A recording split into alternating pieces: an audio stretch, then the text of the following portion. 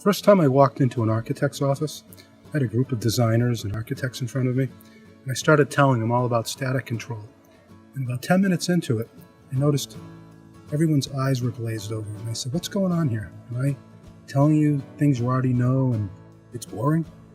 And they said to me, "No, we don't know why you need a static control floor. We don't know what kind of problems it causes, and you're assuming that we know all these things already and we're ready for all these technical terms."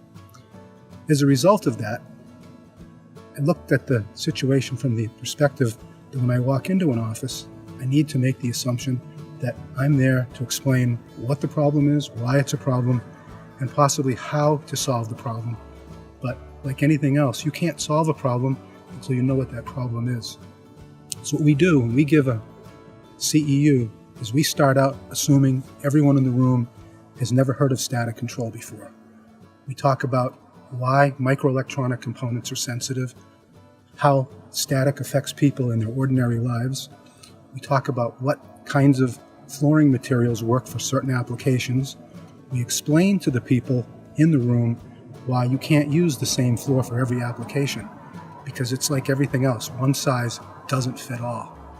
And the last thing we do is we explain to our audience what the standards are, what the test methods are, and why it's important for them to rely on universal consensus standards and not literature from various manufacturers.